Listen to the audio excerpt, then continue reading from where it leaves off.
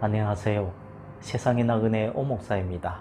오늘은 기독교와 제국의 충돌 네 번째 내용, 박해의 과정에 대해서 알아보도록 하겠습니다. 박해의 과정은 이 세 개의 두드러진 시기들로 구분할 수 있습니다. 제1기는 기독교의 생성부터 100년경까지로서 이 시기에 교회는 국가로부터 용인되거나 그 존재가 무시되었습니다.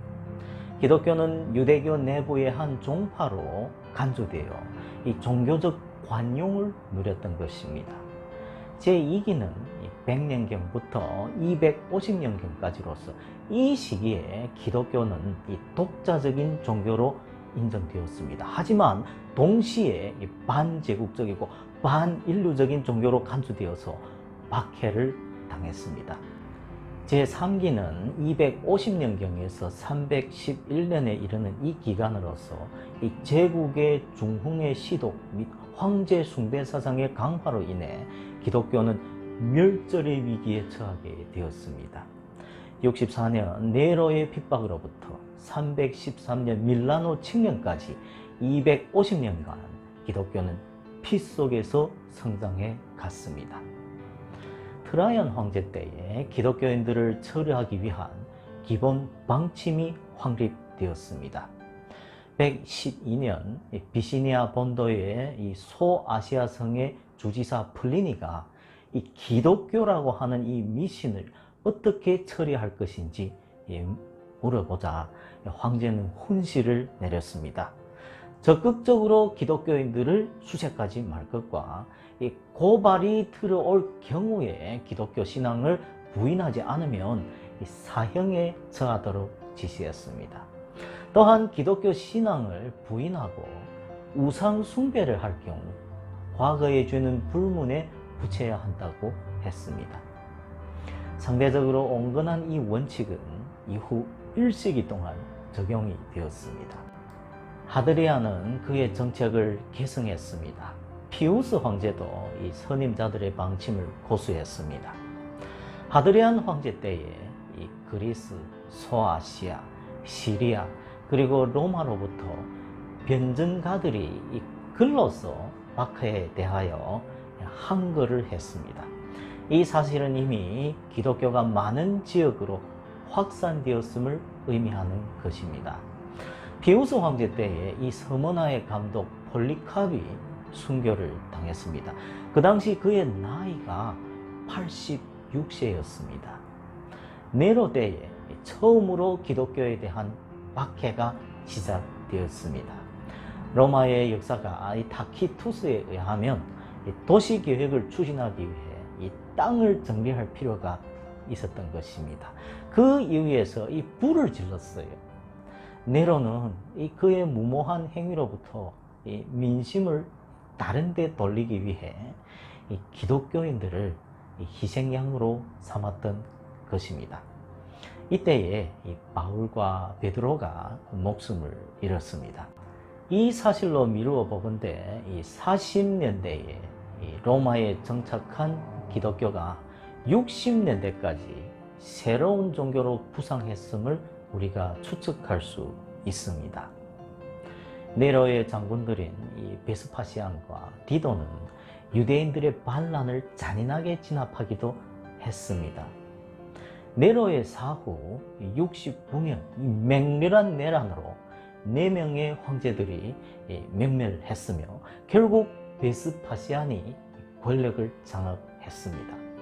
네로의 죽음으로 줄리안 왕조는 끝나고 베스파시안으로부터 플라비우스 왕조가 시작되었습니다. 네로의 박해는 주로 로마에 한정되었으며 도미티안의 박해는 주로 소아시아에 한정되었습니다. 도미티안의 박해로 사도 요한이 바모섬에 구금되었습니다. 도미티안 때에 처음으로 교회와 국가 사이에 마찰이 초래되었습니다.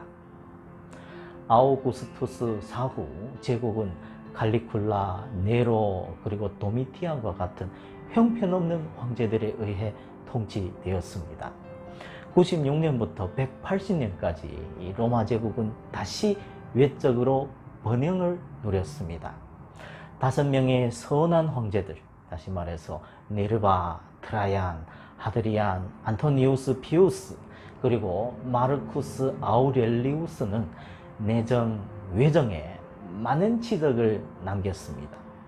이들 5명의 현제들이 차례로 통치하던 이 2세기를 정점으로 로마 제국은 쇠락하기 시작합니다. 아우렐리우스는 이 스토아 철학에 심취했습니다. 그는 동북 변경의 이 게르만인들과의 이 전쟁 중에서 명상록을 저술하기도 했습니다. 공교롭게도 그는 생전에 많은 반란들을 진압해야 했으며 자연 재난들을 처리해야만 했습니다. 스토아주의 철학자였던 그는 이 기독교의 부활 사상이 이 국가의 위해가 된다고 생각했습니다. 그래서 기독교를 이 광신적인 미신으로 간주했습니다. 177년 이 고울 지방의 리옹과 빈의 박해, 그리고 순교자 저스틴의 순교 등이 그것들입니다. 리옹 순교자들의 리더였던 이 노예 소녀 블렌디나의 순교의 광경은 매우 감동적이었습니다.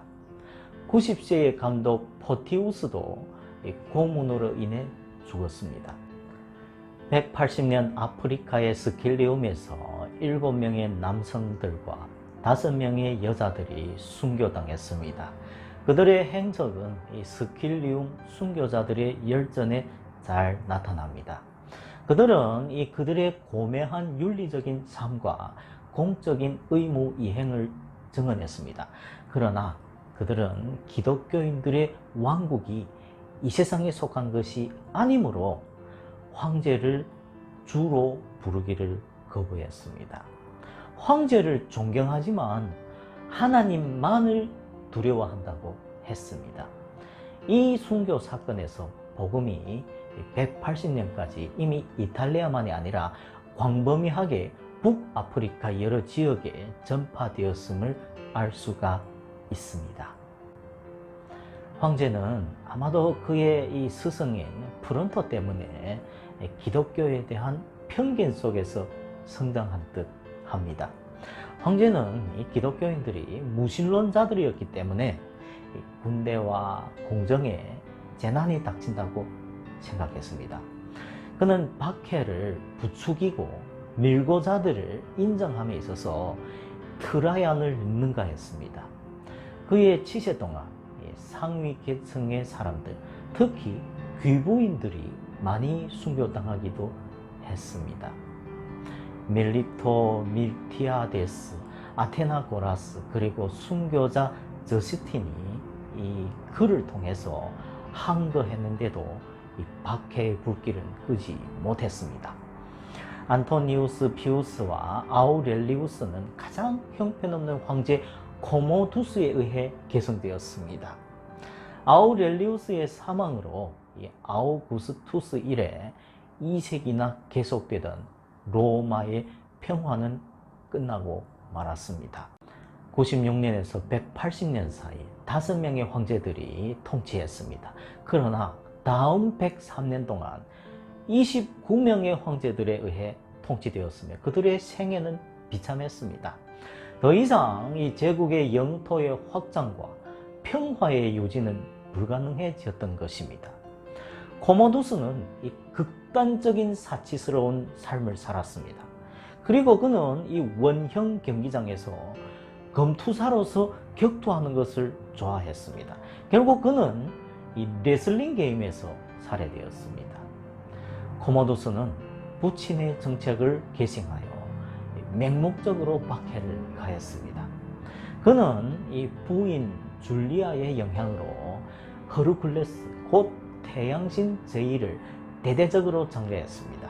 그러나 다행히 그의 첩인 마르시아의 영향으로 거국적인 박해를 완화시켰습니다. 그녀로 인해 처음으로 왕궁에 기독교인들이 존재할 수 있었습니다.